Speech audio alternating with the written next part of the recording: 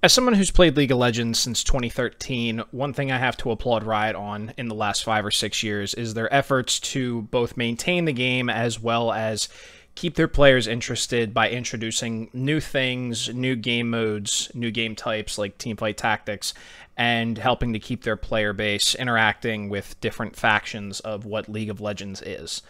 That being said, there's always room for improvement, and there's always things that still can be changed and polished up and fixed for the future. Currently, it's become very boring for me to play League of Legends, both in terms of Summoner's Rift and Aram, partially because they got rid of threes, which is something I do think they should bring back, especially with how big of a company they are. I think they can afford the server space to be able to do that, especially since the threes community was a decently sized community. But the big thing I want to focus on today in terms of playability of the game and its current state, since we only really have 2 maps to play the game on functionally, is map skins. So with League of Legends being an esport, just like chess is a board game or baseball is a sport, each one of these has their own set of rules that, in order to keep integrity within the game, are played out over the same game board, or in the case of League of Legends, map, or in the case of baseball, a field, every single game without a change in the iteration or functionality of said board, map, or field. That being said, one way to keep interest in both players and watchers alike is to maintain and occasionally upgrade the aesthetic that you are watching. So with a chessboard, you could essentially change the different light and dark colors of the checkered tiles.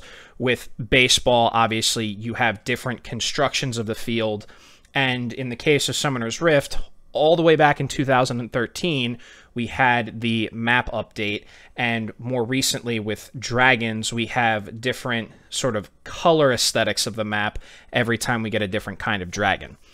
That being said, this doesn't change the fact that League of Legends has not been updated in almost 8 years now, and could probably use some updating and polishing with Summoner's Rift, and a little bit with Aram, but we'll get into that. Now, I'm speaking from my own personal opinion here, but with somebody who has as many hours put into League as I have, I can honestly say that playing on Summoner's Rift and Aram to a certain extent has gotten visually boring over the years. Now, that being said, what keeps me coming back is the fact that it's a very solid and sound game, and in a lot of respects, it's a very fair game because the rules don't change from game to game in terms of the fundamentals.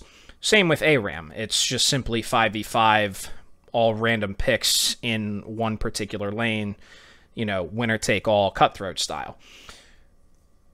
But that doesn't change the fact that what I see in terms of like art style and the visuals also has a effect on my perception of the game as well.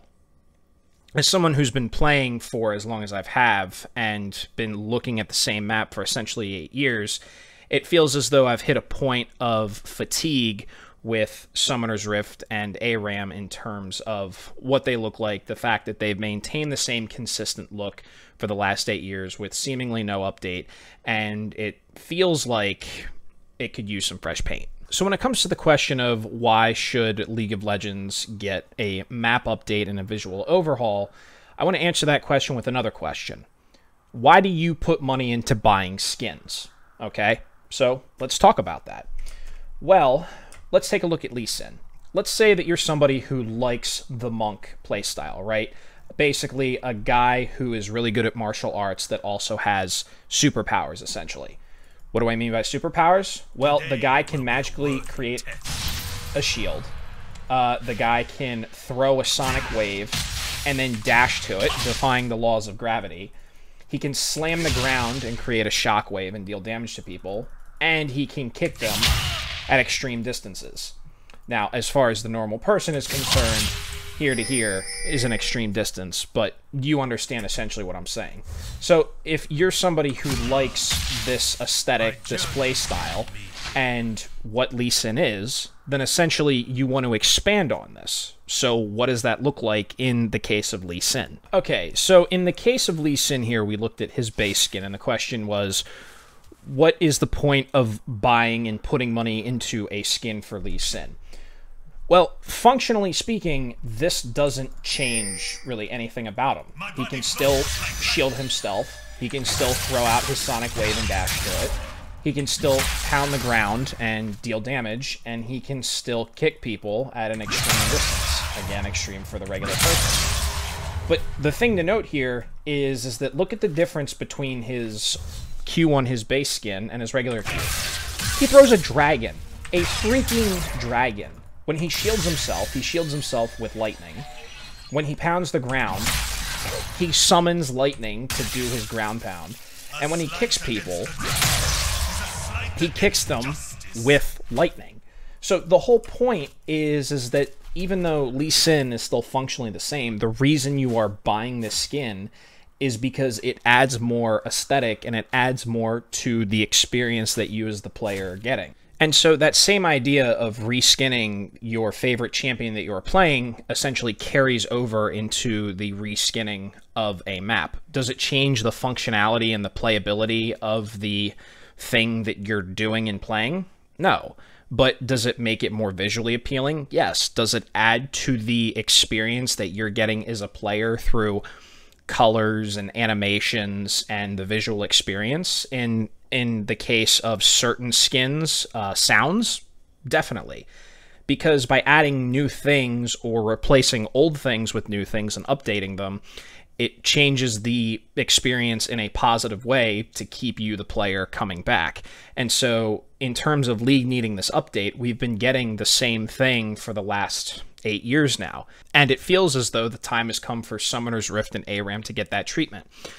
Now, I do understand from a technological perspective that reskinning an entire map for millions of players to play on is a big endeavor. So I'm not suggesting that there be map skins that you necessarily pay for, but similarly to what we got in 2014, I think that's what Summoner's Rift needs right now on top of the map evolutions that you get with the dragons. Now, I want to show you guys two pictures side by side. Now, what essentially you're looking at is on the left-hand side, you're looking at 2013 Summoner's Rift, and on the right-hand side, you're looking at 2014 Summoner's Rift. I know it says work in progress, however, that looks pretty darn close as to what we have right now, at least with Blue Side Wolves Camp, for the current update of Summoner's Rift. Now, I don't know about you, but when I look at these pictures and I compare these side by side, the one on the right is great because that's what we currently have. There's a lot of smoothness to the visuals, and it obviously has a more natural foresty feel to it. But if I look at the picture on the left, in addition to the intense nostalgia trip that I get, looking at the picture on the left feels fresh. And the reason it feels fresh, at least for me, is because that is something I have not looked at in years consistently. Over time, you generate sort of a numbness to things as you keep doing the same thing over and over, like listening to the same song. But when I know that the picture on the left is the same, functionally speaking, the same Summoner's Rift as the one on the right, even though it's old graphics, the one on the left feels better and it feels fresh because it's something that I haven't been exposed to, but it also, as weird as this might sound, comes off as kind of like an update to the graphics, simply because it's not the same as the same map skin that I've had for the last 8 years. Now, for my next example, let's talk about Aram and the Howling Abyss. So the first picture I'm going to show you guys is Aram in its current state. The Howling Abyss, the Murder Bridge, the Freljord, and its frozen entirety, essentially. That's the current aesthetic we have. That's the aesthetic that we have had for essentially ever. Now take a look at this second picture. This is the Billswater Bridge.